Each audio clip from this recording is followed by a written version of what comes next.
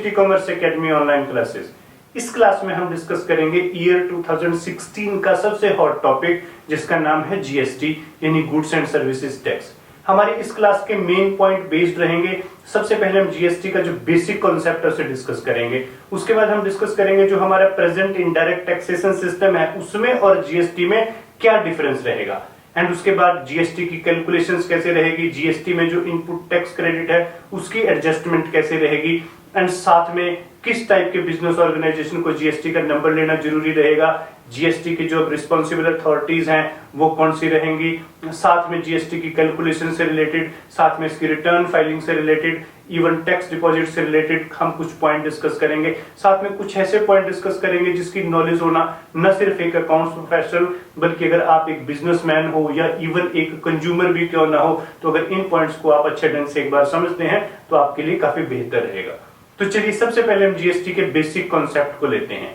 देखिए जीएसटी के basic concept को समझने के लिए सबसे पहले हम अपने बिजनेस स्ट्रक्चर को एक बार देखते हैं। देखिए हमने बेसिक क्लासेस में भी कई बार डिस्कस किया कि जितने हमारे बिजनेस ऑर्गेनाइजेशन हैं इन बिजनेस ऑर्गेनाइजेशंस को हम तीन बेस कैटेगरी में डिवाइड करते हैं। एंड सबसे पहले मैन्युफैक्चरर आते हैं, उसके बाद ट्रेडर आते हैं, देन सर्विस इंडस्ट्री हमारी आती है। एंड देखिए मैन्युफैक्चरर और ट्रेडर की बात करें, ये बेसिकली कंसर्न रहते हैं गुड्स से यानी ट्रेडिंग गुड्स से, जिस आइटम में वो बेसिकली डील करते हैं। एंड अगर हम सर्विस इंडस्ट्री की बात करें तो वो बेसिकली सर्विसेज से कंसर्न रहती है। एंड अगर हम यहाँ पे टैक्सेशन पॉइंट की बात करें, टैक्सेशन इवेंट की बात करें, बेसिकली गुड्स से रिलेटेड अगर हम इंडिया की बात करें तो गुड्स से रिलेटेड हमारे प्रेजेंट टैक्सेशन सिस्टम में दो इवेंट टैक्सेबल बनते हैं। यानी गुड्स में सबसे पहले गुड्स की प्रोडक्शन होती है, यानी हम जब भी इंडिया में गुड्स को मैन्युफैक्चर करते हैं तो गुड्स का मैन्युफैक्चर किया जाना इंडिया में बेसिकली एक टैक्सेबल इवेंट कहलाता है। एंड उसके बाद जब हम किसी भी गुड्स को बेचते हैं, सेल्स करते हैं, उसकी ट्रेडिंग करते हैं, सेल्स परचेज करते हैं, तो गुड्स की ट्रेडिंग भी एक टैक्सेबल इवेंट है। एंड इवन जब हम सर्विसेज की बात करें तो सर्विसेज में भी कुछ सर्कमस्टांसेस में एज ए सर्विस प्रोवाइडर अगर आप कुछ ऐसी सर्विसेज को बेसिकली प्रोवाइड करते हो जो टैक्सेबल है तो वो टैक्सेबल इवेंट में आएंगे। एंड कुछ केसेस के अंदर इवन चाहे आप टैक्सेबल सर्विसेज के रिसीवर भी क्यों ना हो, जो कि रिवर्स चार्ज मैकेनिज्म वगैरह में आती हैं, तो वहां पे आपका चाहे आप एक सर्विस रिसीवर भी क्यों ना हो तो वो भी एक टैक्सेबल इवेंट बनता है। तो अगर हम गुड्स एंड सर्विसेज से रिलेटेड सारे के सारे टैक्सेस की बात करें तो कुछ ऐसे रहेंगे। अगर हम सबसे पहले प्रोडक्शन की बात करें तो प्रोडक्शन से रिलेटेड जब भी गुड्स की मैन्युफैक्चरिंग इंडिया में की जाती है तो मैन्युफैक्चरिंग पे जो टैक्स लगता है उसे हम बोलते हैं एक्साइज यानी सेंट्रल एक्साइज। एंड एक्साइज से रिलेटेड इसके कई और टैक्सेस हैं, जैसे सेंट्रल एक्साइज ड्यूटी के बाद एडिशनल एक्साइज ड्यूटी है, स्पेशल एक्साइज ड्यूटी है, इवन सीवीडी है जिसे कंट्रेवलिंग एक्साइज ड्यूटी हम बोलते हैं, special additional excise duty on customs है। तो ये सारे के सारे बेसिकली हमारे मैन्युफैक्चर करने पे टैक्सेबल गुड्स को इंडिया में मैन्युफैक्चर करने पे सारे टैक्स लगते हैं। एंड उसके बाद गुड्स की ट्रेडिंग से रिलेटेड कुछ टैक्स आते हैं। जब हम गुड्स को सेल्स या परचेज करते हैं तो स्टेट गवर्नमेंट वहां पे बेसिकली टैक्स लगाती है एंड जिसको हम सेल्स टैक्स बोलते हैं। सेल्स टैक्स की जगह बेसिकली आज की डेट में वैट आ चुका है तो आप वैट बोल दीजिए। या कुछ सर्कमस्टांसेस में जब हम टैक्सेबल गुड्स, कुछ स्पेशल गुड्स होते हैं जब हम उनको परचेज करते हैं तो वहां पे हमारा परचेज टैक्स भी लगता है। तो एक गुड्स की ट्रेडिंग से रिलेटेड टैक्स रहते हैं। एंड सर्विसेज की अगर हम बात करें तो चाहे आप सर्विस प्रोवाइड करते हो चाहे रिसीव करते हो, अगर वो टैक्सेबल इवेंट है तो उन केसेस के अंदर जो टैक्स लगता है वो हमारा बेसिकली रहता है service tax. And goods and services से रिलेटेड कुछ और टैक्स हैं जो स्टेट गवर्नमेंट लगाती है। इसके अलावा भी कुछ टैक्स हैं, जैसे सबसे पहले हमारा गुड्स की एंड सर्विसेज से रिलेटेड जो टैक्स है बेसिकली ऑक्ट्राय है, एंट्री टैक्स है, इवन लग्जरी टैक्स है, एंटरटेनमेंट टैक्स है। उसके बाद हमारा बेसिकली कुछ सेस हैं जो स्टेट गवर्नमेंट लगाती है, टैक्स ऑन लॉटरी है। तो ये कुछ ऐसे टैक्सेस है बेसिकली जो स्टेट गवर्नमेंट लगाती है। यानी जब हम गुड्स और सर्विसेज की बात करें तो कुल मिलाकर गुड्स एंड सर्विसेज पे बहुत सारे टैक्स लगते हैं जैसे अभी हमने डिस्कस किया। लेकिन इन टैक्स में कुछ टैक्स ऐसे हैं जो स्टेट गवर्नमेंट लगाती है एंड कुछ टैक्स ऐसे हैं जो सेंट्रल गवर्नमेंट लगाती है। तो यहां बेसिकली मेन ये पॉइंट भी रहेगा डिस्कशन करने का कि वो कौन कौन से टैक्स हैं जो स्टेट गवर्नमेंट लगाती है और कौन कौन से टैक्स हैं जो सेंट्रल गवर्नमेंट लगाती है। तो चलिए इनको भी हम एक बार स्प्लिट करके देख लेते हैं। तो देखिए अगर हम state and centre point of view से गुड्स एंड सर्विसेज पर लगने वाले टैक्स को स्प्लिट करते हैं तो हमारा चार्ट कुछ ऐसे निकल के आएगा। देखिए ये वो टैक्स हैं जो बेसिकली सेंट्रल गवर्नमेंट लगाती है, उसके बाद जो स्टेट गवर्नमेंट लगाती है। सेंट्रल गवर्नमेंट के जो टैक्स है उसमें मेनली आते हैं सबसे पहले एक्साइज ड्यूटी, जैसे अभी हमने डिस्कस किया है सेंट्रल एक्साइज ड्यूटी, उसके बाद additional excise duty, countervailing excise duty, साथ में special additional excise duty on custom, and उसके बाद सर्विस टैक्स भी सेंट्रल गवर्नमेंट बेसिकली लगाती है, एंड कुछ सेस हैं जो सेंट्रल गवर्नमेंट लगाती है। एंड उसके बाद अगर हम स्टेट गवर्नमेंट की बात करें तो स्टेट गवर्नमेंट के जो मेनली टैक्स है, जो सबसे मेन है सेल्स टैक्स यानी वैट है, तो वैट गवर्नमेंट लगाती है। Even purchase tax state government लगाती है। उसके बाद सीएसटी यानी सेंट्रल सेल्स टैक्स यानी इंटरस्टेट ट्रांजैक्शंस पे जब हम इंटरस्टेट सेल्स परचेज करते हैं तो सीएसटी लगता है, तो इसे भी स्टेट गवर्नमेंट लगाती है। बेसिकली स्टेट गवर्नमेंट को हमने डिपॉजिट कराना होता है बेसिकली अपनी स्टेट के रिटर्न्स के साथ। उसके बाद ऑक्ट्राई एंड एंट्री टैक्स है, साथ में एंटरटेनमेंट टैक्स है, इवन लग्जरी टैक्स है, टैक्स ऑन लॉटरीज है। तो ये सारे के सारे टैक्स जो है बेसिकली स्टेट गवर्नमेंट हमारे ऊपर लगाती है। तो यानी जब हम गुड्स एंड सर्विसेज से रिलेटेड कुल मिला के टैक्सेस की बात करें तो कुछ टैक्स स्टेट गवर्नमेंट ने लगाए, कुछ सेंट्रल गवर्नमेंट ने। लेकिन अगर हम इन टैक्सेस की गिनती की बात करें तो ये 10-15 टैक्सेस बनते हैं। लेकिन अगर गुड्स एंड सर्विसेज के इन सारे टैक्स को जोड़ दिया जाए तो बेसिकली हमारा बन जाएगा गुड्स एंड सर्विसेज टैक्स यानी जीएसटी। तो जब हम जीएसटी की बात करें तो यहां जीएसटी को भी बेसिकली जब जीएसटी कॉन्सेप्ट की बात करें तो जीएसटी कॉन्सेप्ट हमारा कुछ ऐसे रहेगा। तो जीएसटी में भी हमारी 3 टाइप की जीएसटी रहेगी। सबसे पहले सेंट्रल जीएसटी, उसके बाद स्टेट जीएसटी, देन आईजीएसटी। अब यानी जो हमारे बेसिकली टैक्सेस थे गुड्स एंड सर्विसेज से रिलेटेड, कुछ स्टेट गवर्नमेंट के थे तो कुछ सेंट्रल गवर्नमेंट के थे। तो जब हम जीएसटी लगाएंगे, जब जीएसटी टैक्स आएगा, एक क्लब टैक्स आएगा स्टेट एंड सेंटर का, तो बेसिकली इस जीएसटी को भी 3 कैटेगरी में गवर्नमेंट ने डिवाइड किया है, state GST, central GST and IGST की सेंस में। तो चलिए हम इस जीएसटी मॉडल को भी एक बार स्टडी कर लेते हैं, डिस्कस कर लेते हैं। तो ये जो जीएसटी है ये इसका एक कंसोलिडेटेड मॉडल कुछ ऐसे रहेगा। बेसिकली ये हमारा जो है जीएसटी का मॉडल है। यानी जीएसटी में सबसे पहले हमने जीएसटी को 3 बेस कैटेगरी में डिवाइड किया है। जीएसटी में सबसे पहले सेंट्रल जीएसटी आएगा, उसके बाद state GST and then integrated GST. देखिए सेंट्रल जीएसटी बेसिकली क्या है, सेंट्रल जीएसटी बेसिकली क्या है, देखिए एक्साइज का जो मेन टैक्स सेंट्रल गवर्नमेंट को जाता था, इवन सर्विस टैक्स जाता था, तो इन टैक्सेस के रिप्लेसमेंट में बेसिकली गवर्नमेंट जो टैक्स लेके आई है उसका नाम है सीजीएसटी यानी central goods and services tax. तो सीजीएसटी का जो अमाउंट है बेसिकली ये कलेक्ट करेगी सेंट्रल गवर्नमेंट, यानी ये सेंट्रल गवर्नमेंट को जाएगा। उसके बाद जो सेल्स टैक्स आपका luxury tax, even entry tax की रिप्लेसमेंट में जो टैक्स है हमारे पास जिसे बेसिकली स्टेट गवर्नमेंट लगाएगी उसका नाम है स्टेट जीएसटी। एंड अगर हम इंटीग्रेटेड जीएसटी की बात करिए इंटरस्टेट ट्रांजैक्शंस पे लगेगा, और इंटीग्रेटेड जीएसटी में यानी आईजीएसटी का जो शेयर है basically state government and central government दोनों का रहेगा। यानी अब हमारे पास जीएसटी के बेसिकली 3 टाइप रहेंगे इस मॉडल के अकॉर्डिंगली। जैसे सबसे पहले सीजीएसटी, फिर एसजीएसटी एंड देन आईजीएसटी। देखिए अगर हम इन 3 टैक्सेस को एक बार दोबारा स्टडी करें तो कुछ हमारी इक्वेशन ऐसे बनेगी। सबसे पहले सीजीएसटी, देखिए सीजीएसटी सेंट्रल गवर्नमेंट को जाएगा ये टैक्स। और अगर हम जब सीजीएसटी की बात करें, सीजीएसटी तकरीबन आपके हर बिल में लगेगा, चाहे आप गुड्स में डील करते हो या सर्विसेज में, क्योंकि ये वो अमाउंट है जो सेंट्रल गवर्नमेंट को जाएगा। एंड अगर उसके बाद हम बात करें नेक्स्ट हमारे पास आता है एसजीएसटी यानी स्टेट जीएसटी। देखिए सेल्स टैक्स की रिप्लेसमेंट में basically sales tax, entry tax, entertainment tax, इन टैक्सेस की रिप्लेसमेंट में स्टेट जीएसटी है। यानी ये वो टैक्स है जो बेसिकली स्टेट गवर्नमेंट को जाएगा, और ये उस कंडीशन में लगेगा जब गुड्स या सर्विसेज को आप with in the state supply करो। तो जी यानी विद इन द स्टेट का मीनिंग क्या हुआ, जिस स्टेट में आपकी कंपनी रजिस्टर्ड है, तो उस स्टेट में जब आप किसी भी गुड्स को with in the state supply करोगे, चाहे गुड्स हो या सर्विसेज हो, तो एसजीएसटी लगेगा। एंड अगर हम आईजीएसटी की बात करें, जितनी गुड्स एंड सर्विसेज से रिलेटेड इंटरस्टेट की ट्रांजैक्शंस रहेगी, इवन इंपोर्ट भी बेसिकली आईजीएसटी के दायरे में आएगा। तो ये हमारा जो सीजीएसटी, एसजीएसटी एंड आईजीएसटी का चार्ट ऐसे रहेगा। लेकिन अगर हम एक बार इनके डिटेलिंग में देखना चाहें, जैसे सेंट्रल जीएसटी है, सबसे पहले सेंट्रल जीएसटी में कौन कौन से टैक्स मर्ज किए गए।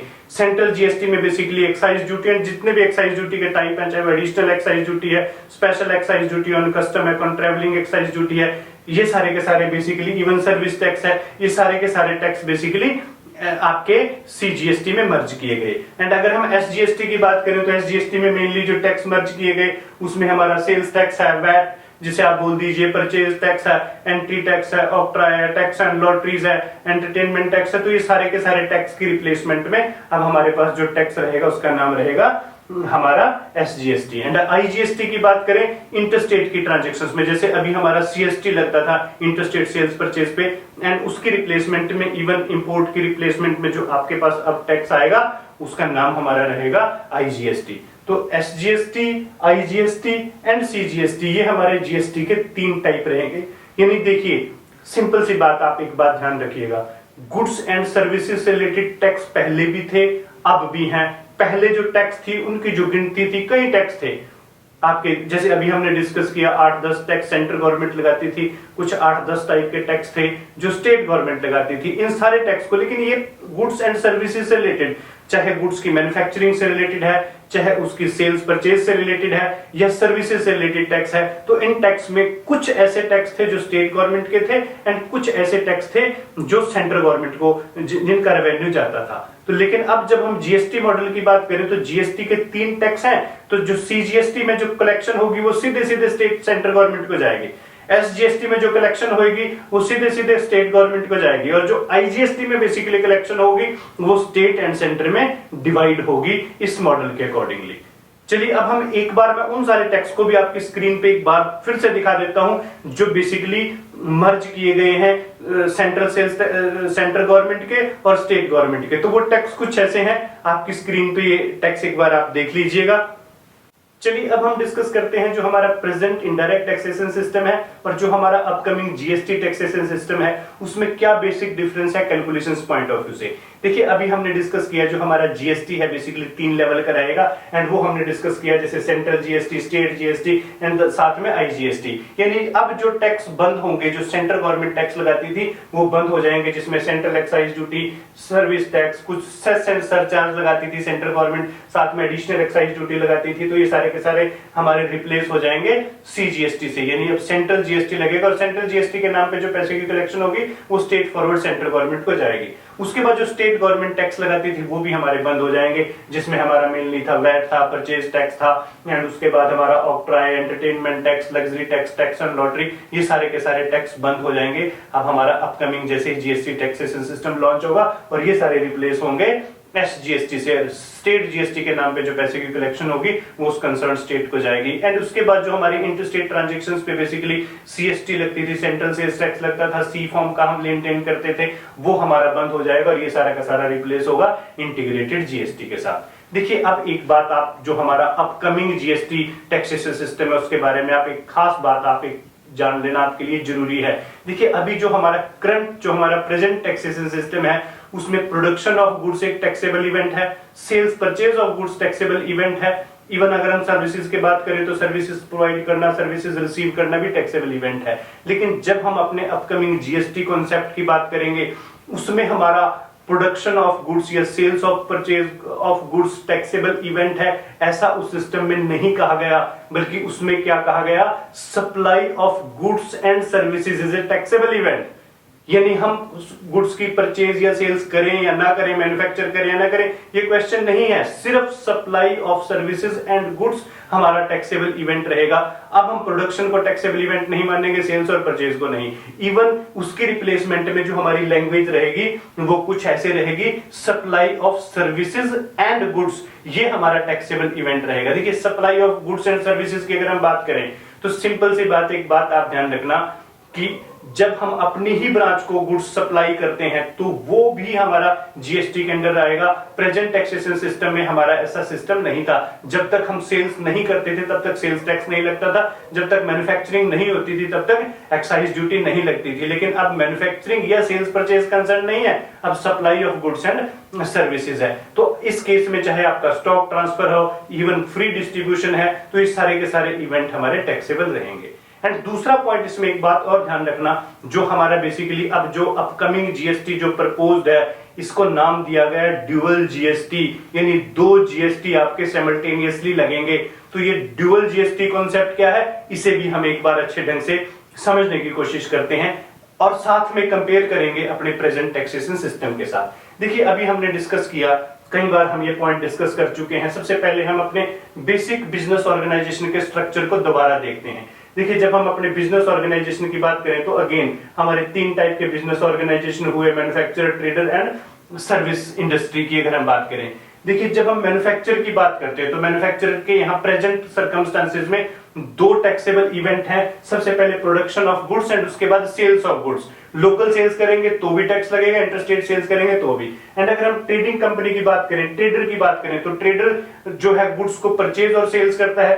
तो जब एक trader with in state goods को सेल्स परचेज करता है तो भी टैक्सेबल इवेंट है, दूसरी स्टेट में सेल्स परचेज करता है तो भी टैक्सेबल इवेंट है। इवन सर्विस प्रोवाइडर में सर्विस प्रोवाइड करना, कुछ सर्कमस्टेंसेस में सर्विस रिसीव करना टैक्सेबल इवेंट रहता है। एंड अगर हम करंट टैक्सेशन की बात करें, देखिए जो मैन्युफैक्चरर को टैक्स लगते हैं बेसिकली प्रोडक्शन के केस में हमारा एक्साइज ड्यूटी लगता है जैसे हमने डिस्कस किया, और जब हम सेल्स करते हैं, लोकल सेल्स करेंगे तो वैट और इंटरस्टेट सेल्स करेंगे तो सीएसटी लगेगा। तो प्रेजेंट टैक्सेशन सिस्टम में बेसिकली एक मैन्युफैक्चरर को जो टैक्स लगेंगे कुछ ऐसे लगते हैं, गुड्स को मैन्युफैक्चर करने पे एक्साइज और बेचने पे सेल्स टैक्स। लेकिन अब जो हमारा अपकमिंग टैक्सेशन सिस्टम आएगा उसमें बेसिकली हमारा एक्साइज और वैट को रिप्लेस किया गया है बेसिकली हमारे सीजीएसटी एंड एसजीएसटी और आईजीएसटी के साथ। यानी अब क्या होगा, जब एक मैन्युफैक्चरर किसी गुड्स को सेल्स करेगा तो सबसे पहले वो वहां पे 2 टैक्स लगाएगा। एक लगाएगा सीजीएसटी यानी central goods and services tax, जो पैसा सेंट्रल गवर्नमेंट को जाएगा, और उसके साथ यानी सीजीएसटी तो लगाएगा ही लगाएगा, और उसके साथ अगर उसने गुड्स की सप्लाई लोकल की है, विद इन द स्टेट की है तो एसजीएसटी लगाएगा, एंड अगर दूसरी स्टेट में की है तो आईजीएसटी लगाएगा। यानी हमारा टैक्स कुछ ऐसे रहेगा, सेंट्रल जीएसटी के साथ साथ सीजीएसटी के साथ साथ या तो स्टेट जीएसटी या फिर आईजीएसटी लगेगा।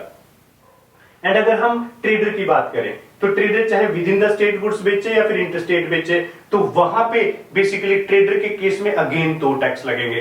ट्रेडर आपका सीजीएसटी भी लगाएगा, एंड जब अगर वो लोकल गुड्स बेचेगा अपने स्टेट में तो एसजीएसटी लगाएगा, दूसरी स्टेट में सेल करेगा तो आईजीएसटी। यानी ट्रेडर भी यहाँ पे ड्यूअल टैक्स लगाएगा, सीजीएसटी और साथ में एसजीएसटी या फिर IGST. And even service provider के केस में तो जब हम सप्लाई ऑफ सर्विसेज की बात करें तो वो भी टैक्सेबल इवेंट है। तो सप्लाई ऑफ सर्विसेज के केस में भी 2 टैक्स लगेंगे, एक सीजीएसटी लगेगा अगर हमने अपनी सर्विसेज लोकल सप्लाई की है तो एसजीएसटी, और दूसरी स्टेट में सप्लाई की है तो आईजीएसटी। यानी अब हमारा जो बेसिकली टैक्सेशन सिस्टम है कुछ ऐसे रिप्लेस होगा इस ग्राफ के अकॉर्डिंगली। वैसे हम 1 बाय 1 करके मैन्युफैक्चरर, ट्रेडर और सर्विस प्रोवाइडर को एक बार देख लेते हैं अगेन हम, सो दैट कि हमें प्रॉपर क्लैरिटी आए। चलिए हम मैन्युफैक्चरर का सबसे पहले एग्जांपल लेते हैं। देखिए ये एग्जांपल हमारे पास मैन्युफैक्चरर का है। अब मैन्युफैक्चर के जो यहाँ इवेंट होंगे, सबसे पहले मैन्युफैक्चरर प्रोडक्शन करेगा और प्रोडक्शन के बाद वो सेल्स करेगा। देखिए कोई भी गुड्स प्रोड्यूस करना एक अलग इवेंट है और सेल्स करना उसका अलग इवेंट है, लेकिन सेल्स आपकी 2 टाइप से हो सकती है, विद इन द स्टेट और अनदर स्टेट में। तो अगर हम प्रेजेंट टैक्सेशन सिस्टम की बात करें तो उसमें हमारा प्रोडक्शन ऑफ गुड्स पे central excise duty and excise duty के जैसे additional excise duty, special excise duty वगैरह लगती है। जब हम सेल्स करते हैं विद इन द स्टेट करते हैं तो वैट, और दूसरी स्टेट में सेल करते हैं तो सीएसटी लगता है। लेकिन अगर हम अपकमिंग जो हमारा सीएसटी, जो हमारा जीएसटी सॉरी टैक्सेशन सिस्टम है उसकी अगर हम बात करें तो बेसिकली प्रोडक्शन पे हमारा लगेगा जीएसटी, और जब सेल्स करेंगे साथ में देखिए हमारा सीजीएसटी तो लगेगा ही लगेगा, एंड उसके बाद अगर हमने गुड्स को लोकल बेचा है तो स्टेट जीएसटी, अगर इंटरस्टेट बेचा है तो आईजीएसटी लगेगा। यानी अब हमारे पास टैक्सेशन सिस्टम कुछ ऐसा रहेगा, मैन्युफैक्चरर को बेसिकली 2 टैक्स लगाने हैं, सप्लाई ऑफ गुड्स पे ही रहेंगे। देखिए यहां मैन्युफैक्चरिंग ये क्वेश्चन नहीं रहा, लेकिन जब मैन्युफैक्चर से ही कोई गुड्स सबसे पहले आउट होगा, बिकना शुरू होगा, तो मैन्युफैक्चरर अपने बिल में 2 टैक्स लगाएगा। एक का नाम रहेगा सीजीएसटी एंड दूसरे का नाम अगर उसने लोकल सेल्स किया है तो एसजीएसटी और दूसरी स्टेट में सेल्स किया है तो आईजीएसटी। यानी सीजीएसटी के साथ बेसिकली या तो एसजीएसटी या फिर आईजीएसटी आपको लगाना है इस चार्ट के अकॉर्डिंगली। एंड अगर हम ट्रेडिंग कंपनी की बात करें, ट्रेडर्स की बात करें तो ट्रेडर्स का भी कुछ ऐसे रहेगा। देखिए ट्रेडर हालांकि सिर्फ सेल्स परचेज ही करेगा, लोकल या इंटरस्टेट करेगा, लेकिन ट्रेडर के केस में भी बेसिकली आपका सबसे पहले बिल में सीजीएसटी लगेगा, उसके बाद अगर ट्रेडर ने गुड्स लोकल बेचा है तो एसजीएसटी और दूसरी स्टेट में बेचा है तो आईजीएसटी। यानी ट्रेडर को भी अपने बिल में 2 टैक्स लगाने हैं, फर्स्ट इज सीजीएसटी एंड उसके बाद हमारा डिपेंड करता है कि हमने गुड्स लोकल सप्लाई किए हैं इंटरस्टेट, तो उसके अकॉर्डिंगली एसजीएसटी या आईजीएसटी में से एक सिलेक्ट करेगा। यानी ड्यूअल जीएसटी चलेगा, सीजीएसटी के साथ एसजीएसटी या फिर आईजीएसटी का कॉम्बिनेशन रहेगा। एंड अगर हम सर्विस प्रोवाइडर की बात करें तो सर्विस प्रोवाइडर का केस भी कुछ ऐसे ही रहेगा। तो सर्विस प्रोवाइडर के केस में भी बेसिकली अगर हम देखें, चाहे हम सर्विस प्रोवाइड करें या रिसीव करें, तो जब हम जो भी टैक्सेबल हमारा सर्विस के केस में इवेंट रहेगा तो उसके केस में भी हमारा बेसिकली जो बिल है उसमें सीजीएसटी भी लगेगा। अगर वो सर्विसेज लोकल प्रोवाइड की है तो एसजीएसटी, दूसरी स्टेट में प्रोवाइड की गई है तो आईजीएसटी, यानी सीजीएसटी के साथ एसजीएसटी या आईजीएसटी में से एक हमारा सिलेक्ट होगा। तो बेसिकली इस हमारे सिस्टम के अकॉर्डिंगली टैक्स लगेगा जीएसटी टैक्सेशन सिस्टम में। तो यानी जब हम जीएसटी टैक्सेशन की बात करें तो यहां पे बेसिक हमारे टैक्स का नाम जीएसटी है, लेकिन जीएसटी भी हमारे ड्यूअल रहेंगे। देखिए अगर हम इसको डिफरेंस की बात करें, कंपेयर करें हम हमारे ओल्ड टैक्सेशन जो हमारा प्रेजेंट टैक्सेशन सिस्टम है और अपकमिंग जीएसटी टैक्सेशन सिस्टम को, अभी हमारे यहाँ ड्यूअल टैक्सेशन सिर्फ मैन्युफैक्चरर को लगता था, क्योंकि मैन्युफैक्चरर के यहाँ दो इवेंट होते थे, मैन्युफैक्चरिंग प्लस सेल्स। तो वहां एक पे हमारा एक्साइज लगता था और दूसरे पे हमारा सेल्स टैक्स लगता था। लेकिन अब मैन्युफैक्चर के उन दो टैक्स को रिप्लेस किया अगेन दो टैक्स ने, जिसका नाम सीजीएसटी एंड एसजीएसटी या आईजीएसटी रहेगा। लेकिन अब यहां पे एक बात ध्यान रखने वाली बात है, जब हम ट्रेडर का एग्जांपल लेंगे तो यहां ट्रेडर के केस में अभी तक एक ही टैक्स लगता था। जब ट्रेडर लोकल गुड्स बेचता था तो वैट और दूसरी स्टेट में बेचता था तो सीएसटी लगता था। लेकिन अब यहां पे बेसिकली दो टैक्स लगेंगे ट्रेडर को भी, यानी ट्रेडर को पहले एक टैक्स लगता था, अब दो लगेंगे। एक का नाम सीजीएसटी, एक का एसजीएसटी आईजीएसटी रहेगा। सिमिलरली सर्विस सेक्टर, तो सर्विस सेक्टर के केस में अभी तक एक ही टैक्स लगता था जिसका नाम था सर्विस टैक्स, लेकिन अब यहां पे दो टैक्स लगेंगे सर्विसेज में भी, जिसका नाम सीजीएसटी या फिर एसजीएसटी और आईजीएसटी में से आप एक पिक करोगे। तो यानी जैसे मैन्युफैक्चरर को पहले दो टैक्स लगते थे, उसी सेंस में आज की डेट में ट्रेडर और सर्विस प्रोवाइडर को भी ड्यूल लगेंगे इस प्रेजेंट टैक्सेशन। अगर हम upcoming goods and services taxation system की बात करें तो ये हमारा बेसिक एक मेथड रहेगा जीएसटी में कैलकुलेशंस का। तो इसे हमने नाम दिया है, गवर्नमेंट ने इसे नाम दिया है बेसिकली ड्यूअल जीएसटी का। तो एक बार आप इन सारे पॉइंट्स को अच्छे ढंग से नोट भी करना और समझना भी। देखिए कुछ प्रोडक्ट ऐसे भी हैं जिनको जीएसटी में इंक्लूड नहीं किया गया, और साथ में कुछ टैक्स भी ऐसे हैं जो जीएसटी के दायरे से बाहर हैं। चलिए सबसे पहले हम उन प्रोडक्ट्स को देख लेते हैं जिनको जीएसटी में इंक्लूड नहीं किया गया। एंड इन प्रोडक्ट्स में जो सबसे मेन प्रोडक्ट है वो है अल्कोहल फॉर ह्यूमन कंजम्पशन। इस प्रोडक्ट को हमारे जीएसटी जो कॉन्सेप्ट है, अपकमिंग कॉन्सेप्ट है, से बाहर रखा गया। इस पे जो हमारा प्रेजेंट एक्साइज एंड टैक्सेशन का सिस्टम है वही एप्लीकेबल रहेगा। ये टैक्स बेसिकली स्टेट गवर्नमेंट लगाती है। एंड उसके बाद जो हमारा इंपॉर्टेंट प्रोडक्ट है, जो सबसे मेन प्रोडक्ट है, वो है पेट्रोलियम प्रोडक्ट से रिलेटेड जितने भी प्रोडक्ट है, चाहे वो डीजल है, पेट्रोल है, इवन नेचुरल गैस है, साथ में जितना एविएशन फ्यूल है, पेट्रोलियम प्रोडक्ट से रिलेटेड ये जितनी भी आइटम्स हैं बेसिकली इनको जीएसटी के दायरे से बाहर रखा गया है। इन पे जो प्रेजेंट हमारा टैक्सेशन सिस्टम है वो ही कंटिन्यू रहेगा। हो सकता है बाद में इन टैक्सेस को, इन बेसिकली प्रोडक्ट्स को ऐड किया जाए। एंड अगर हम उन टैक्स की बात करें जो इंक्लूड नहीं किए गए जीएसटी में, वो कुछ इस तरीके से हैं। स्टैंप ड्यूटी, जो जैसे कि प्रॉपर्टी के सेल्स परचेज पे स्टैंप ड्यूटी लगती है, बेसिकली वो हमारा प्रेजेंट सिस्टम ही रहेगा। एंड साथ में टोल टैक्स, प्रॉपर्टी टैक्स, ये कुछ ऐसे टैक्स हैं, इलेक्ट्रिसिटी ड्यूटी, तो ये कुछ ऐसे टैक्स हैं जिनको जीएसटी के दायरे से बाहर रखा गया। तो कुल मिला के कुछ प्रोडक्ट ऐसे हैं जो जीएसटी में इंक्लूडेड नहीं है और कुछ टैक्स ऐसे हैं। तो ये तो कुछ पॉइंट थे बेसिकली हमारे जीएसटी कॉन्सेप्ट से रिलेटेड। अब हम डिस्कस करते हैं कि जो हमारा जीएसटी है बेसिकली ड्यूअल जीएसटी है। एंड साथ में जीएसटी के भी तीन पार्ट हैं, सीजीएसटी, एसजीएसटी, आईजीएसटी। तो इस कॉन्सेप्ट के चलते जो इनपुट टैक्स क्रेडिट का सिस्टम है वो कैसे रहेगा थ्रू आउट द इंडिया। पूरे इंडिया में जब आप सेल्स परचेज करोगे तो कैसे आप इनपुट टैक्स क्रेडिट को क्लेम करोगे, इनपुट टैक्स क्रेडिट की एडजस्टमेंट कैसे रहेगी। इनपुट टैक्स क्रेडिट की एडजस्टमेंट बहुत ही सिंपल रहेगी जीएसटी कॉन्सेप्ट में। देखिए हमारे जीएसटी के तीन टाइप हैं बेसिकली, सीजीएसटी जो सेंट्रल गवर्नमेंट को जाता है, एसजीएसटी जो स्टेट गवर्नमेंट को जाता है, आईजीएसटी जो स्टेट और सेंटर दोनों में शेयर होगा। देखिए यहां पे एक बात आपको सबसे पहले ध्यान रखनी है, सीजीएसटी की एडजस्टमेंट सीजीएसटी के साथ होगी, एसजीएसटी की एडजस्टमेंट एसजीएसटी के साथ होगी, आईजीएसटी की एडजस्टमेंट बेसिकली आईजीएसटी के साथ होगी। लेकिन सीजीएसटी एसजीएसटी के साथ, एसजीएसटी सीजीएसटी के साथ एडजस्ट नहीं होगा, बट आईजीएसटी एडजस्ट हो सकता है। तो इसके लिए हम एक प्रॉपर चार्ट के जरिए एक बार इसे डिस्कस कर लेते हैं। ये हमारा चार्ट रहा। अगर हम सबसे पहले पॉइंट देखें तो जो हमारा सीजीएसटी है बेसिकली वो सीजीएसटी की पेमेंट के साथ एडजस्ट होगा। एंड अगर हम एसजीएसटी की बात करें पॉइंट नंबर 2 तो एसजीएसटी की पेमेंट के साथ एडजस्ट होगा। एंड अगर हम पॉइंट नंबर 3 की बात करें आईजीएसटी, आईजीएसटी की पेमेंट के साथ एडजस्ट होगा। बट अगर हमारा सीजीएसटी सरप्लस रहे, सीजीएसटी एडजस्ट होने के बाद वो बेसिकली आईजीएसटी के साथ एडजस्ट हो सकता है। एंड सिमिलरली एसजीएसटी अगर हमारे पास सरप्लस रहे, एसजीएसटी के साथ एडजस्ट होने के बाद अगर कुछ सरप्लस बचता है तो वो आईजीएसटी के साथ एडजस्ट हो सकता है। एंड सिमिलरली आईजीएसटी के साथ एडजस्ट होने के बाद अगर वो बचता है हमारे पास तो वो सीजीएसटी के साथ एंड उसके बाद एसजीएसटी के साथ एडजस्ट हो सकता है। देखिए एक सिंपल सी एक बात ध्यान रखिएगा, क्योंकि यहां पे स्टेट एंड सेंटर का शेयर है इन तीन टाइप के जीएसटी में। Basically CGST state forward centre government को जाता है, सीजीएसटी सेंटर गवर्नमेंट को जाता है, एसजीएसटी स्टेट को जाता है, आईजीएसटी दोनों का शेयर है। तो इस नाते basically IGST state and centre दोनों के साथ उसमें एडजस्टमेंट मिल सकती है, लेकिन सीजीएसटी एसजीएसटी के साथ, एसजीएसटी सीजीएसटी के साथ एडजस्ट नहीं होगा। तो बेसिकली जो इनपुट टैक्स की क्रेडिट की एडजस्टमेंट है वो इस ऑर्डर में होगी जैसे हमने इस चार्ट में दिखाया है। तो ये तो थी बेसिकली जीएसटी में इनपुट टैक्स क्रेडिट की एडजस्टमेंट्स के पॉइंट। अब हम डिस्कस करते हैं जीएसटी से रिलेटेड जो कंसर्न्ड अथॉरिटीज हैं वो कौन सी रहेंगी। जीएसटी के लिए जो कंसर्न्ड अथॉरिटी हैं उनमें सबसे पहला जो नाम आता है वो आता है जीएसटीएन का, यानी goods and service tax network. ये बेसिकली एक प्राइवेट कंपनी है जो सेंट्रल गवर्नमेंट ने कंपनीज एक्ट 1956 के अंडर ही बेसिकली रजिस्टर की है। और इस कंपनी के जो मेन काम है, तीन मेन काम है इसके। सबसे पहले जितने भी हमारे बिजनेस एस्टेब्लिशमेंट्स हैं, जो टैक्स पेयर्स हैं बेसिकली उनको रजिस्टर करना जीएसटी के लिए, साथ में जो जीएसटी की पेमेंट है उससे रिलेटेड सारे काम ये कंपनी देखेगी, और साथ में जो टैक्स पेयर्स अपनी रिटर्न्स फाइल करेंगे क्वार्टरली और एनुअली, वो सारे के सारे काम बेसिकली इस कंपनी के जिम्मे हैं। तो ये कंपनी एक प्राइवेट कंपनी की तरह ही ये कंपनी एक्ट 1956 के अंदर रजिस्टर हुई है, और ये दूसरी कंपनीज को भी हायर करेगी, बेसिकली जो स्टेट्स को भी गाइड करेगी, एंड जितने इंटरफेस हैं, जितना बेसिकली आपका वेबसाइट एस्टेब्लिशमेंट से रिलेटेड काम है, जितना ऑनलाइन एक्टिविटी है, सारी की सारी इस कंपनी के जिम्मे रहेगी। ये पॉलिसीज नहीं बनाएगी, जस्ट सिर्फ गवर्नमेंट के बेस पे काम करेगी। एंड जो दूसरा नाम आता है वो आता है जीएसटी काउंसिल का।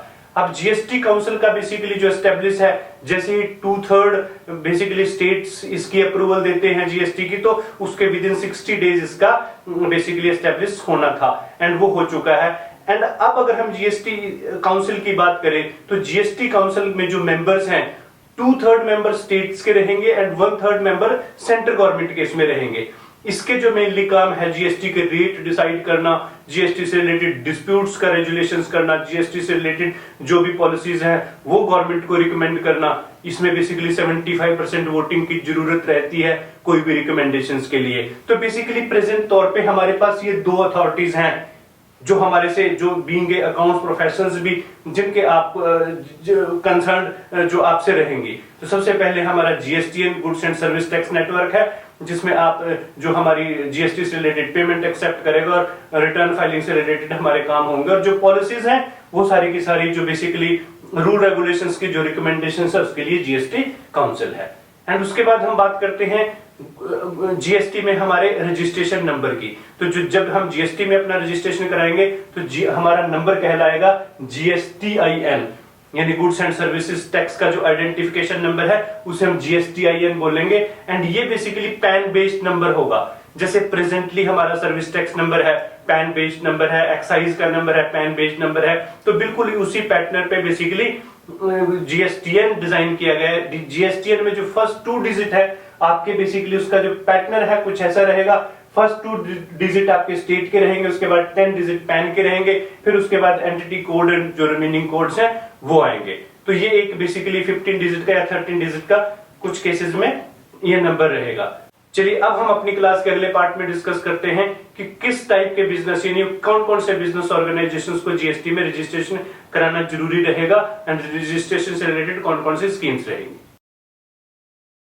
देखिए अब ये क्वेश्चन आता है कि वो कौन कौन से बिजनेस ऑर्गेनाइजेशन हैं जिनको जीएसटी में रजिस्ट्रेशन कराना जरूरी है, किन के लिए कंपलसरी रहेगा। देखिए सबसे पहले तो हमारे जो एग्जिस्टिंग एस्टेब्लिशमेंट हैं, एग्जिस्टिंग के मायने हुए कि अगर कोई भी प्रेजेंटली बिजनेस ऑर्गेनाइजेशन किसी भी स्टेट में या तो वैट में रजिस्टर्ड है, या फिर वो सेंट्रल एक्साइज में रजिस्टर्ड है, या सर्विस टैक्स में रजिस्टर्ड है, तो अगर ऑलरेडी कोई इनमें से किसी भी टाइप का रजिस्ट्रेशन नंबर अगर किसी के पास है तो वो गुड्स एंड सर्विसेज टैक्स में बेसिकली सबसे पहले उनको प्रोविजनली ऑटोमेटिकली रजिस्टर किया जाएगा। एंड उसके बाद उनको कुछ डॉक्यूमेंटेशन सबमिट करनी है, एंड उसके बाद उनको जो प्रॉपर रेगुलर जो जीएसटीआईएन अलॉट होगा। एंड उसके बाद जो बारी आती है हमारी नेक्स्ट जो बेसिकली हमारा पॉइंट है वो पॉइंट है liability of the registered based on the aggregate turnover.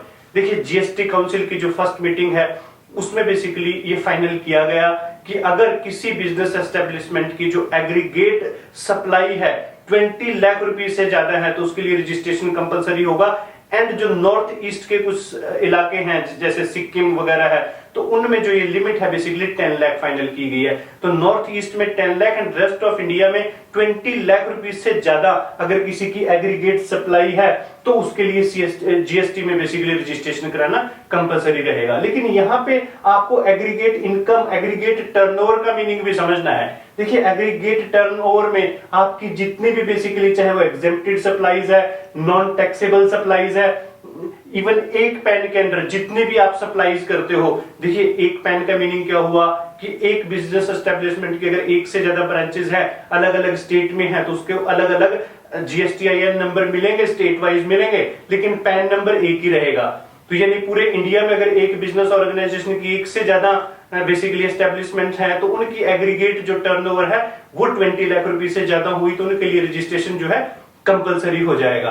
लेकिन इसके अंदर बेसिकली जो हमारी रिवर्स चार्ज के अंदर कोई सप्लाईज आती हैं तो वो इंक्लूड नहीं की जाएंगी। तो ये नहीं, सिंपल सा रूल रहेगा, जिन बिजनेस ऑर्गेनाइजेशंस की जो एग्रीगेट टर्नओवर है 20 लाख रुपीस इंडिया में एंड नॉर्थ ईस्ट जो स्टेट्स हैं वहां पे 10 लाख से अगर ज्यादा रहेगी तो उनके लिए जीएसटीआईएन नंबर लेना यानी जीएसटी में रजिस्ट्रेशन कराना कंपलसरी रहेगा। लेकिन कुछ ऐसे एरिया भी हैं जहां आपको बेसिकली 20 लाख या 10 लाख की लिमिट नहीं देखनी, आपको फर्स्ट रुपीज से ही आप यूं लगा लीजिए जीएसटी में रजिस्ट्रेशन कराना जरूरी रहेगा।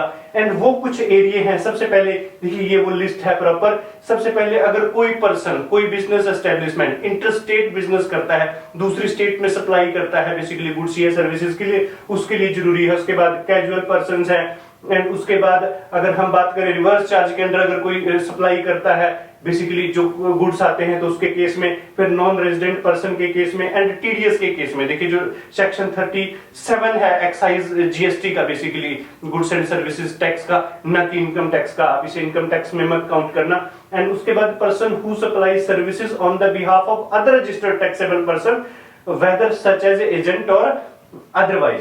उसके बाद हमारा इनपुट सर्विस डिस्ट्रीब्यूटर आता है एंड देन आता है person who supply goods and services other than branded services through electronic commerce operator. And उसके बाद अगर हम बात करें इलेक्ट्रॉनिक कॉमर्स ऑपरेटर आते हैं जैसे बेसिकली जितनी वेबसाइट्स के जरिए गुड्स की सप्लाई होती है तो उनके जरिए जैसे आपकी आजकल जितनी ई कॉमर्स वेबसाइट्स है तो उनके लिए फर्स्ट रुपीज से ही बेसिकली रजिस्ट्रेशन कराना कंपलसरी रहेगा। उसके बाद एग्रीगेटर के केस में, एग्रीगेटर सप्लाई के केस में एंड फिर कुछ ऐसी सर्विसेज के केस में, कुछ ऐसी केस में जिनको बेसिकली जिन टाइप के बिजनेसेस को जीएसटी काउंसिल बेसिकली नोटिफाई करेगा तो उनके केस में अगर हमारे लिए जरूरी नहीं है कि 20 लाख रुपीस की हमें एग्जेम्पशन लिमिट नहीं मिलेगी। वैसे नॉर्मली हमारा जो लिमिट है 20 लाख रुपीस फिक्स हो चुकी है। लेकिन इसके अलावा एक स्कीम और है जिसे कंपोजिट स्कीम या बेसिकली कंपोजिशन स्कीम का नाम दिया गया है। तो इस स्कीम की अगर हम बात करें तो इस स्कीम में बेसिकली जो नाम है, इस स्कीम में स्मॉल स्केल ट्रेडर्स के लिए स्कीम डिजाइन की गई है। अगर ये स्कीम उन ट्रेडर्स के लिए है जिनकी टर्नओवर 20 लाख रुपए से तो ज्यादा है एग्रीगेट, लेकिन 50 लाख रुपए से कम है, तो वो चाहे तो इस स्कीम में रजिस्टर करा सकते हैं। एंड इस स्कीम में रजिस्ट्रेशन कराने से फ्लैट 1% या जो भी जीएसटी काउंसिल डिसाइड करेगी टैक्स फ्लैट रेट से लगेगा, उसको कोई ज्यादा पेपर वर्क की जरूरत नहीं होगी। इस केस में उसको इनपुट टैक्स क्रेडिट नहीं मिलेगा, यानी जो परचेज हम करेंगे गुड्स उसके ऊपर जो टैक्स है वो तो चला जाएगा, फर्दर सेल्स के ऊपर 1% या जो भी परसेंटेज गवर्नमेंट डिसाइड करती है, जीएसटी काउंसिल डिसाइड करती है, वो परसेंटेज लगेगी इस स्कीम में। लेकिन इस स्कीम की जो लिमिटेशंस है, एक बात और ध्यान रखिए, अगर कोई बिजनेस ऑर्गेनाइजेशन खास तौर पे इंटरस्टेट सप्लाई करता है तो वो इस टाइप के स्कीम में रजिस्ट्रेशन नहीं करा सकता। तो कुछ लिमिटेशंस भी है, अदरवाइज कंपोजिट स्कीम्स या कंपाउंडिंग स्कीम का भी नाम दिया गया है। तो इस स्कीम के अंदर स्मॉल स्केल ट्रेडर रजिस्टर करा के बेसिकली 1% टैक्स या जो भी जीएसटी काउंसिल डिसाइड करेगी एक लमसम फ्लैट रेट से टैक्स पे कर सकते हैं। तो ये बेसिकली मेथड है, ये बेसिकली सिनेरियो है जीएसटी में रजिस्ट्रेशन कराने के। अब अगले क्लास के अगले पार्ट में हम डिस्कस करेंगे जीएसटी के रेट्स के बारे में। देखिए अगर जीएसटी रेट की हम बात करें तो बहुत इंटरेस्टिंग मैटर है ये। आपने बेसिकली एक नेशन एक रेट का जो नारा है वो तो सुना ही होगा। अभी तक जो हमारा प्रेजेंट टैक्सेशन सिस्टम है उसमें सर्विस टैक्स की परसेंटेज अलग थी, वैट में जो कमोडिटीज हैं अलग अलग टाइप के आइटम्स की परसेंटेज अलग अलग थी, इवन एक्साइज में जो परसेंटेज थी वो भी अलग अलग थी, एंड स्टेट वाइज भी बेसिकली जो रेट ऑफ टैक्स का कमोडिटी में था डिफरेंस आ जाता था वैट में।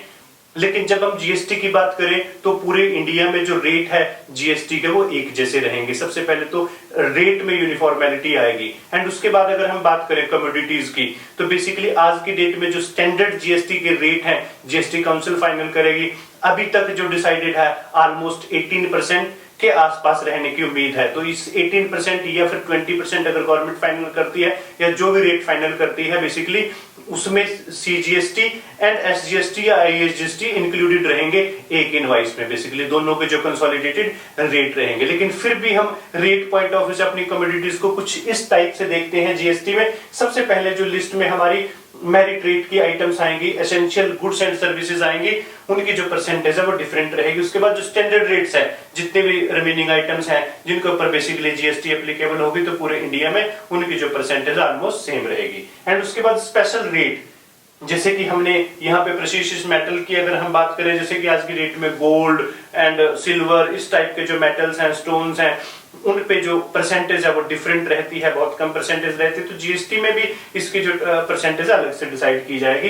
एंड उसके बाद निल रेट, यानी उन एग्जेम्प्टेड सर्विसेज एंड गुड्स के केस में बेसिकली जो एग्जेम्प्टेड सर्विसेज एंड गुड्स के केस में निल रेट की हमारी कैटेगरी रहेगी। एंड उसके बाद अगर हम कंपाउंडिंग स्कीम्स की बात करें, कंपोजिशन स्कीम्स की बात करें तो उसकी परसेंटेज अलग रहनी है, 1% के आसपास टैक्स रेट रहेगी। तो बेसिकली अभी फाइनली डिसाइड तो नहीं है, लेकिन चलिए कुछ दिनों में हमारे पास एग्जैक्ट परसेंटेज भी आ जाएगी।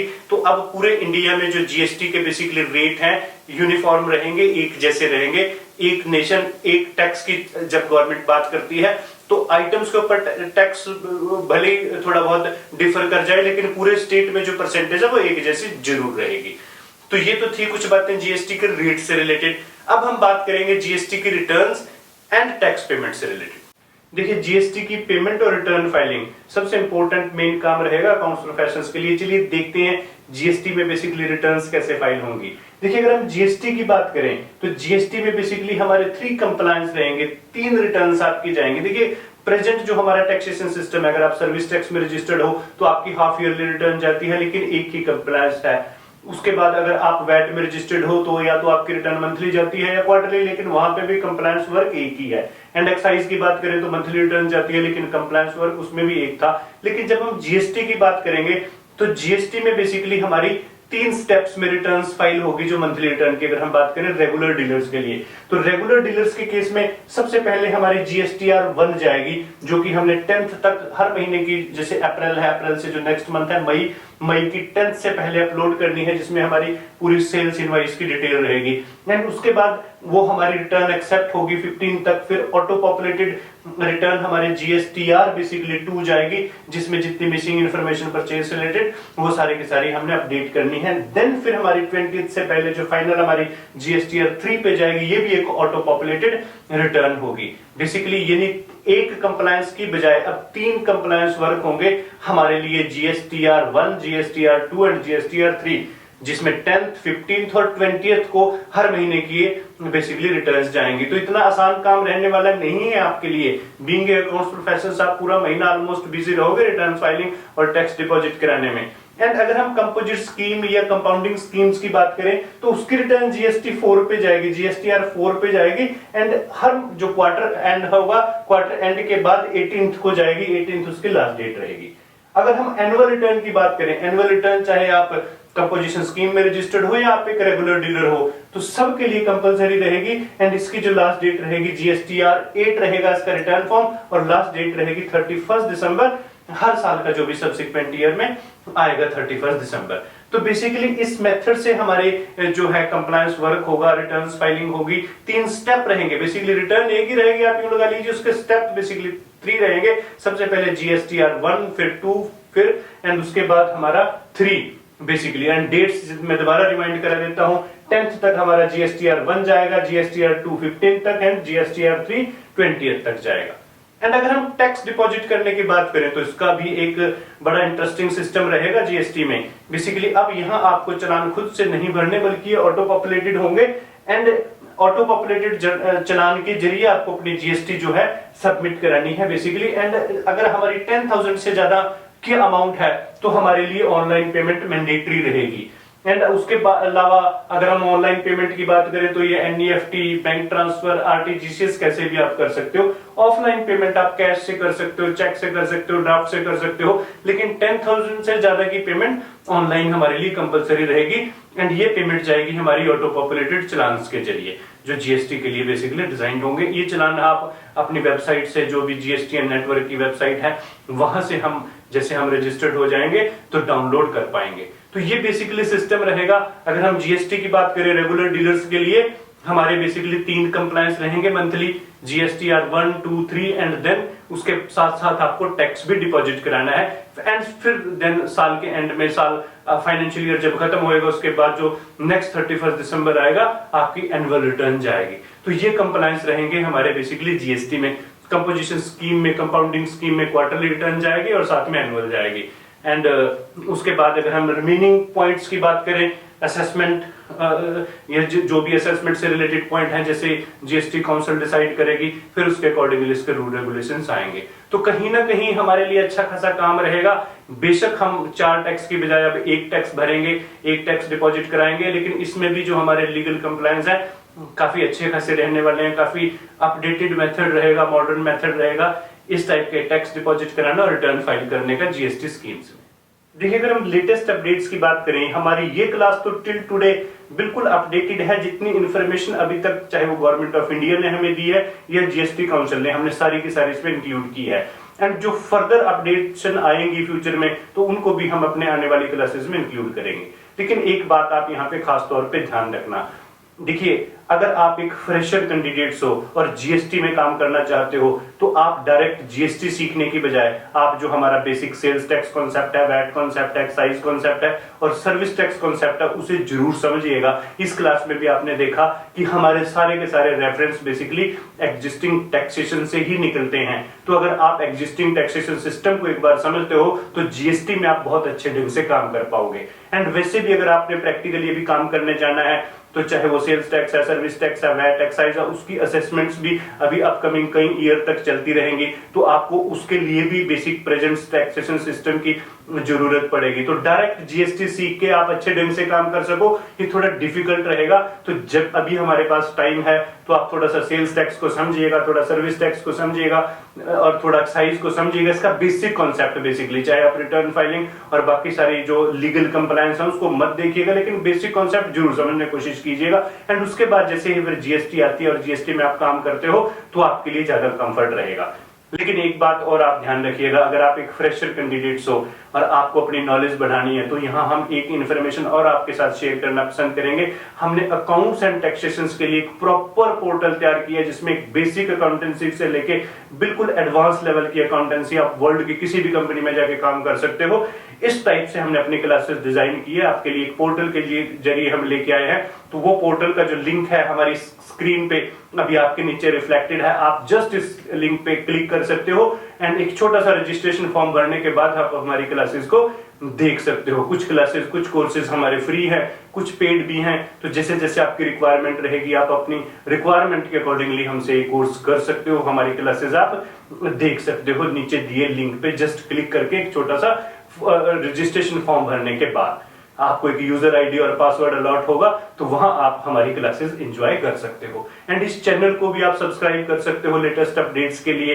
तो उसका लिंक भी हमारी स्क्रीन पे नीचे है, तो जस्ट आप उस पर क्लिक करोगे तो हमारा चैनल सब्सक्राइब हो जाएगा। और एक बात और आप अच्छी अच्छी क्लासें देख सकोगे। हम नई नई क्लासें तैयार करेंगे आपके लिए, तो हमें थोड़ी सी आपकी इंस्पिरेशन की जरूरत भी पड़ेगी। उसके लिए आप हमारी क्लास को लाइक भी जरूर करना अगर आप पसंद करते हो। साथ में इस क्लास में अपने कमेंट्स जरूर देना, आपको क्या चाहिए फ्यूचर के लिए, आपकी क्या रिक्वायरमेंट है। अकॉर्डिंगली जैसे जैसे स्टूडेंट्स की जरूरत रहेगी, जैसे जैसे हमें अप्रिशिएशन मिलेगा, हम आपके लिए नई नई क्लासेस लेके आते रहेंगे। तो अब यहाँ आपके लिए जो हमारा छोटी सी आपसे अपील है, तो एक तो हमारे चैनल को सब्सक्राइब कीजिएगा, क्लास को लाइक कीजिएगा और फर्दर नॉलेज के लिए हमारे पोर्टल पे चलिए, वहां आपको ढेर सारी क्लासेस मिलेंगी। हर टाइप की अकाउंट्स एंड फाइनेंस से रिलेटेड क्लासेस है। तो जैसे जैसे जीएसटी में भी लेटेस्ट अपडेट्स आती रहेगी एंड कुछ और इंटरेस्टिंग वीडियोस हम आपके लिए लेके आएंगे, तो उन क्लासेस को आप देखते रहिए, एंजॉय करते रहिए, अपनी नॉलेज इंक्रीज करते रहिए, पैसे कमाइए। तो इस क्लास में इतना ही। Thank you very much.